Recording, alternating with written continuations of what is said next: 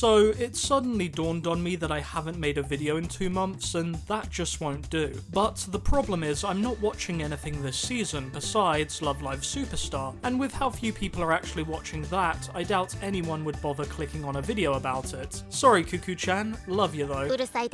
So we're gonna hop in a time machine. However, instead of going to an interesting time period like, I don't know, the Jurassic era, we're going back 9 years to 2013. But anime was pretty great that year, as it was for most of the early 2010s. Maybe you were an anime fan back then, or maybe you weren't, but at the very least I'm certain you'll have seen a show released in 2013.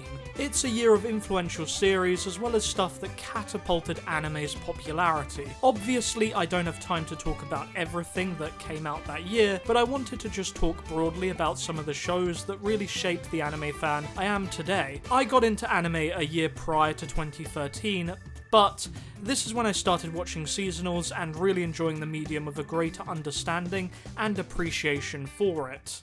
The start of the year kicked off with Tamako Market as a headliner. The anime was simple but ever so charming because it felt like so much care was given to it. Things like using colour to make the setting feel alive, and the commercial energy of the shopping district all elevated Tamako Market. It was cute girls doing cute things, as people couldn't stop saying back then, but the girls in question just so happened to be amazing characters. And of course we did end up getting a movie the year after that is still one of my favourites of all time.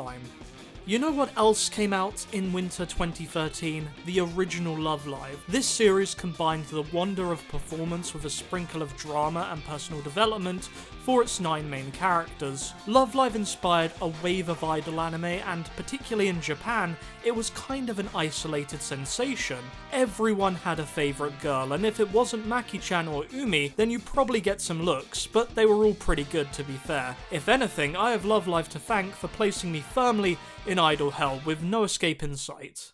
Some other notable mentions for winter include Yamano Susume, as it would go on to be one of the best short anime ever, Death Billiards because it was pretty damn unique at the time, and the second season of Haganai, as although no one talks about it now, I think it's so quintessentially anime, at least for 2013. So let's jump into spring, and you might recall something unusual occurring at this time. A stampede of new interest in the hobby caused by naked giants attacking a city wall. Yes, I think this season will always be remembered as the Attack on Titan season, and it was quite something to experience. People who you never associated with anime suddenly started praising Titan. If you went outside to an anime event, it was all people cosplaying Survey Corps characters. I've never been a huge Titan fan, but I can definitely respect the attention it brought to the hobby. But that wasn't the only thing that aired in spring. There was Yu Yu Shiki, which was a grounded yet fun slice of life with comedy that always seemed to hit. Railgun S was, and still is in my opinion, the peak of the series so far. I love the setting of Academy City, and this season really spotlighted its dark secrets in a gripping way. And then you have Origairu's first part, which isn't the heights of the series by a long shot, but laid the groundwork for something that I think as a complete package is a top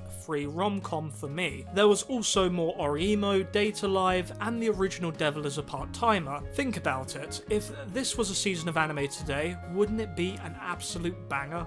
Moving forward to summer, it was phenomenal too. Looking through AniChart, there are so many names that conjure up strong memories for me. Silver Spoon had such a great underlying message to it about working and accepting the reality of the farming system. Its characters were so bombastic and fun to watch in a setting we really don't get to see much in and outside of anime. On the subject of setting, Eccentric Family brought Kyoto's reputation for myths and legends to life. I still go back and listen to that banger opening every now and then, and it always puts me back in this vibrant, crazy world. Then you have Gatchaman Crowds, a show that has a lot to say about society. Really though, there's a lot to take away from this anime regarding technology, sociology, and more, but it does it in a way that's not so in your face. Hajime, the main character, is also the perfect version of a bouncy, interesting anime character. There was so much more in summer as well, but I've got to move on to fall, otherwise this would be more like long Taku than quick Taku. Oh my god, look at this page. We are gonna have to do a speedy round. Non-Non-Buri, the best countryside anime. Kill la Kill, the best example of how anime can be limitlessly creative. Golden Time, yeah, not as good as Toradora, but still a massive conversation starter at the time. White Album 2, a drama that actually went somewhere, but I don't think anyone remembers it now. Kyosagiga, Little Buster's Refrain, Nagi no Asakara. Yeah, this was a crazy year. I don't know if I'm just a boomer now, perhaps I've been watching anime too long, but having gone back and looked at 2013 as an overall year for anime, it feels too perfect to ever occur again. Don't get me wrong, good anime are still coming out, but they feel less frequent and they don't leave as much of a mark. More anime is being produced than ever before, but something is missing from them. You could blame the lack of originality on things like the isekai boom, or the oversaturation of the medium as a whole, and I'm sure they are both a part of it, but I honestly do believe that 2013, 2012 and 2011 were simply golden years for creativity and animation excellence. Now anyway, I better stop my rambling and go watch something you guys will actually want me to talk about. If you have any suggestions, be sure to leave them in the comments below. I've been Russ, and have a great night or day.